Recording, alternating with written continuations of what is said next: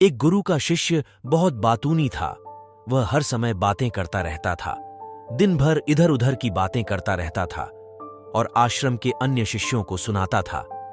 एक शिष्य गालियों देता है, वह गपशप करता है और दूसरों के साथ अच्छा व्यवहार करने की कोशिश करता है, अपने मुंह से अपनी प्रशंसा करता रहता है और हमेशा अपने आप को गुरु के सामने सबसे बुद्धिमान और सिद्ध शिष्य साबित करने की कोशिश करता है।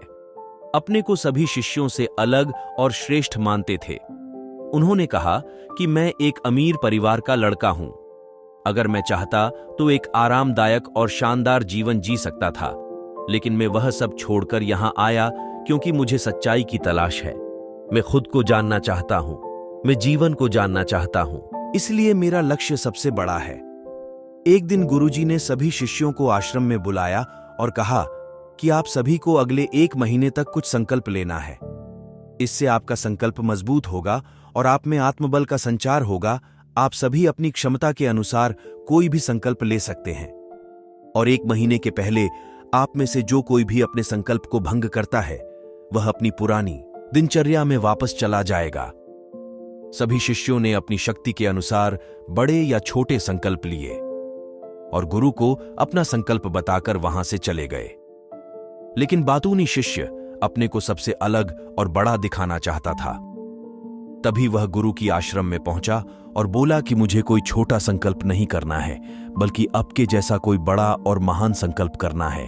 कृपया बताएं कि मैं कौन सा संकल्प लूं। उस बातूनी शिष्य की बात सुनकर गुरु मुस्कुरा दिए और कहा, क्या तुम मेरे द्वारा दिए गए संकल्प को पूरा कर पाओगे? क्या तुम्हारे लिए उसे पूरा करना संभव होगा? यह तुम्हारे लिए संभव नहीं है, तुम इसे पूरा नहीं कर सकते, तो अपना संकल्प खुद खोजो। शिष्य ने कहा, नहीं गुरु, मैं पूरा करूंगा। आप मुझे जो भी संकल्प देंगे, आप कृपया मुझे बताएं। शिक्षक ने कहा, ठीक है, आप अगले महीने चुप रहेंगे, मुंह से एक शब्द भी नहीं निकलेगा। यह आपका संकल्प है। शिष्य ने कहा, गुरुजी, क्या यह संकल्प है? यह बहुत आसान है, केवल 1 महीने के लिए चुप रहना है। मुझे एक बड़ा संकल्प दे जो मेरे लक्ष्य के योग्य है, जिसे पूरा करने में मुझे परेशानी हो। गुरु ने कहा, पहले आप इस संकल्प को पूरा करें। शिष्य ने गुरु की आज्ञा का पालन किया। यह उसी समय चुप हो गया और उठा और आश्रम से बाहर चला गया। उसे चुप रहना बहुत आसान लगा। उसने किसी तरह चुपचाप एक दिन बिताया, लेकिन दूसरे दिन से उसके मन में न बोलने का बोझ बढ़ने लगा। तीसरे दिन उन्हें भारीपन महसूस होने लगा और चौथे दिन एक अजीब सी बेचैनी होने लगी, क्योंकि आश्रम के सभी शिष्य आपस में बात कर रहे थे। यह भी उनके सामने अपना पक्ष रखना चाहता था और उनकी बात बंद करना चाहता था, लेकिन उसका निश्चय उसके रास्ते में आ खड़ा हुआ। इसलिए वह सारा दिन केवल मुंह और आंखें ही बनाता रहा। ऐसे ही कुछ दिन और बीत गए और शिष्य बीमार पड़ गया। उसका सिर फटने वाला था, खाने पीने का भी मन नहीं करता था। वह बस बोलना चाहता था।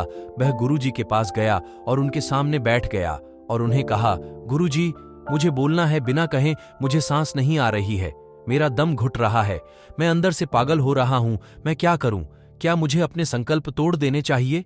गुरुजी ये सुनकर मुस्कुराए और कहा कि संकल्प तो टूटने के लिए होते हैं, लेकिन जो व्रत को पूरा करता है वही अपने भीतर की शक्ति को बढ़ा सकता है, और जो अपनी आंतरिक शक्ति को बढ़ा लेता है वही जीवन के पथ पर आगे बढ़ता है।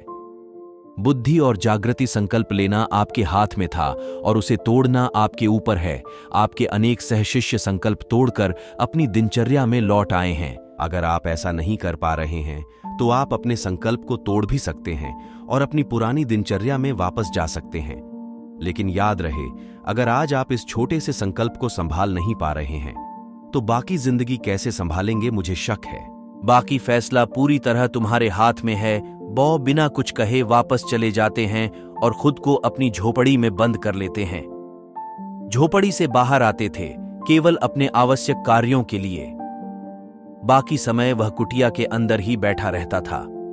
15 दिन बीत चुके थे और आश्रम के सभी छात्रों का संकल्प लगभग टूट चुका था।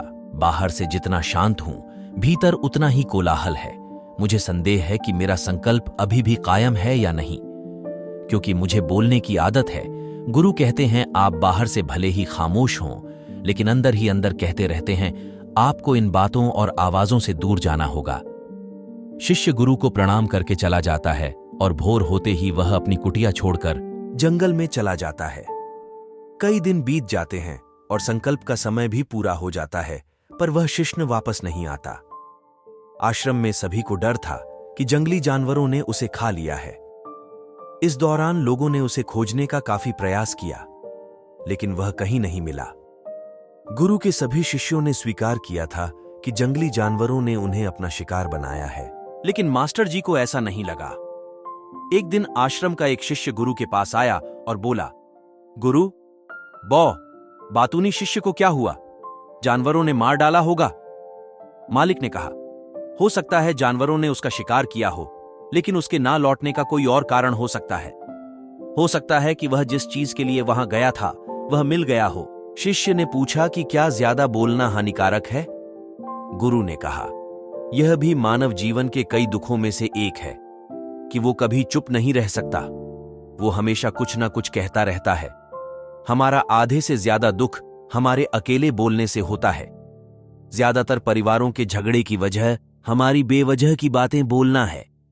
हम में से कोई भी चुप नहीं रहना चाहता। हम सिर्फ सामने वालों से कहना चाहते हैं जो कुछ भी हमारे मन में है।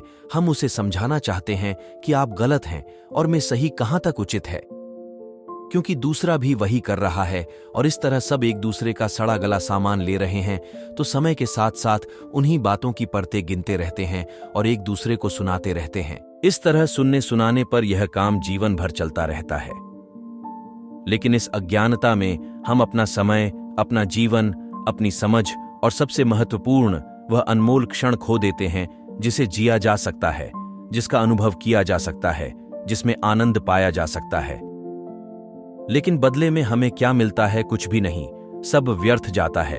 हम इस पागलपन में क्या खो चुके हैं? केवल कुछ लोगों को पता चलता है, बाकी लोगों को उनके आने का पता नहीं है, जैसे उन्हें उनके जाने का पता नहीं है। शिष्य ने कहा, फिर क्या इसका समाधान है? गुरु ने कहा कि आपने विचारों को पूरी जागरूकता के साथ देखना ही सभी मानसिक समस्याओं से बचने का एकमात्र तरीका है। दोस्तों, वर्तमान में रहें और पूरी सजगता के साथ अपना काम करें। यह प्रसिद्ध जापानी जैन मास्टर शुचियो सुजुकी का कथन है, जिन्होंने अपनी पुस्तक पोन माइंड बिगिनर्स माइंड में विस्तार से बताया है कि कैसे एक व्यक्ति अपने दैनिक कार्य करने के साथ साथ जागरूकता का अभ्यास कर सकता है और एक अच्छा जीवन भी जी सकते हैं। जो मानसिक रूप से स्थिर और सुखी जीवन। अब उस बातूनी शिष्य को आश्रम छोड़े हुए 3 महीने बीत चुके थे, पर उसका कोई समाचार न था, जब तक सब सहशिष्य भी उसके लौटने की आशा छोड़ चुके थे। लेकिन एक दिन वह आश्रम लौट आता है। उसे देखकर सभी चकित और प्रसन्न हुए, लेकिन अब वह छोड़ने वालों में से नहीं था। वह एक अलग रूप में वापस आया। उसमें एक अजीब परिवर्तन महसूस किया जा सकता था। उसके चेहरे पर एक अजीब सा भाव था और उसकी आंखों में बड़ा सुकून था। आश्रम में आते ही सभी शिष्यों ने उन्हें चारों ओर से घेर लिया और बात करने लगा। उसने अपने भाइयों को भी बात करना शुरू कर दिया। जितने भी शिष्य उससे बात करते थे, उन्हें लगता था कि यह पहले की तरह डबोले और बातूनी नहीं थे। उनके मुख से निकला एक एक शब्द बड़े ही मधुर और ध्यान में निकला। कुछ देर दूसरे शिष्यों से बातें करने के बाद वह गुरु के पास गया। उसने गुरु के पैर छुए और कहा, गुरुजी, क्या मैं अब भी चुप हूं? क्या मेरा संकल्प अभी भी जारी है? गुरु ने कुछ देर तक शिष्य की आंखों में गौर से देखा और कहा, हां, तुम अब भी चुप हो। तुम्हारे मुंह से एक भी शब्द नहीं निकल रहा है और तुम्हारे संकल्प अभी भी कायम है। इसलिए मैं और गहरे जंगल में चला गया कि मुझे वहां शांति मिलेगी और मेरे मन में चहकना कम हो जाएगा। लेकिन मैं जितना एकांत में गया, मेरे अंदर की आवाज तेज होती गई। मुझे अपने अंदर की पुरानी आवाजें सुनाई देने लगीं। तब मुझे एहसास हुआ कि मैं कितना गलत था। जब मैं बुरा कहता था अपने परिवार के सदस्यों, दोस्तों और सहशिष्यों को, तो उस समय मैंने सोचा कि मैं सही था। जब मैं गुरु भाइयों की चुगली करता था और उनका मजाक उड़ाता था, तब भी मुझे लगता था कि मैं उनसे बेहतर हूं और मैं सही कर रहा हूं। लेकिन उस दिन मुझे पहली बार लगा कि मैं कितना गलत हूं। बहुत देर तक ये आवाजें, ये शिकायतें मेरे अंदर चलती रहीं, लेकिन धीरे धीरे मेरे अंदर से ये सारी आवाज चली गई। अब मैं अंदर से भी खामोश हूं। उस घने जंगल में बाहर से बोलने वाला कोई नहीं था और भीतर कोई आवाज नहीं बची थी। उस दिन पहली बार मुझे मौन का सही अर्थ समझ में आया। कितनी शांति थी मेरे आसपास। हालांकि अभी भी कुछ आवाजें थीं जो पहले आती थीं, लेकिन मैं उन्हें नहीं सुन सकता था। लेकिन अब मैं उन सभी आवाजों को स्पष्ट रूप से सुन सकता था, जो हवा की आवाज, पक्षियों के चहकने की आवाज, बहते पानी की आवाज, भौरों की गुनगुनाहट की आवाज। मैंने पहली बार पूरे होश में सुनी। मैंने अपने आसपास इतनी शांति कभी महसूस नहीं की। आप पहली बार हैं जब मैंने शांति भंग करने के लिए अपने मुंह से एक शब्द निकाला है। मैं चिल्लाया हूं, हे भगवाना, यह किस प्रकार की शांति है? सब कुछ इतना शांत क्यों है? क्या हुआ? लेकिन मेरे चिल्लाने पर भी शांति भंग नहीं हुई। सब कुछ वैसा ही है जैसा बाहर पहले भी सन्नाटा था और अंदर भी। हे मालिक, मैंने अपने गुरु भाइयों से बात की, मैंने आपसे बात की। मैं बोल रहा हूं, मैं चल रहा हूं, मैं सब कुछ देख रहा हूं, लेकिन मैं अंदर से बिल्कुल अकेला हूं। मैं चुप हूं, भीड़ में भी हूं, मैं अकेला हूं और अंदर से अकेला हूं। मैं तब भी अकेला हूं जब मैं अपने आप में शोर मचाना चाहता हूं। अब सब कुछ दिखाई देता है, सब कुछ सुना जाता है। गुरु ने कहा, जब तक बाहर बातें करते रहोगे, भीतर अशांति होगी। जिस दिन हम अपने भीतर की ओर मुड़ेंगे तो हमारे मुंह से जो भी निकलेगा, हम शांत रहेंगे। दुनिया में जितनी भी बुराइयां हैं, वे ज्यादातर हमारे बोलने से ही पैदा होती हैं, क्योंकि हम चुप नहीं रहना चाहते। हम जरूरत से ज्यादा बात करते हैं। हम दूसरे व्यक्ति की बात नहीं सुनना चाहते हैं, बल्कि चाहते हैं कि यह बात करना बंद कर दे। हम उसे बताना चाहते हैं कि मैं कौन हूं। हम उसे अपनी सारी क्षमताएं दिखाना चाहते हैं। बस यही हमारे जीवन का उद्देश्य रह जाता है। कभी एक दूसरे को सुनना नहीं चाहते, समझना नहीं चाहते। उन्होंने कभी चुप रहना नहीं सीखा, क्योंकि खामोश रहने से ही वो खुद को छोटा महसूस करते हैं। दुनिया के सारे युद्धों की वजह हमारी ही बोलती है, इसलिए हमें उतना ही बोलना चाहिए जितना जरूरी हो, क्योंकि बेकार की बातें करने से ऊर्जा बर्बाद होती है और बोलने से हम कभी अंदर की ओर नहीं मुड़ते, क्योंकि वो हमें बाहर की ओर खींचती रहती है और इस दुनिया के अलावा कोई बाहर है।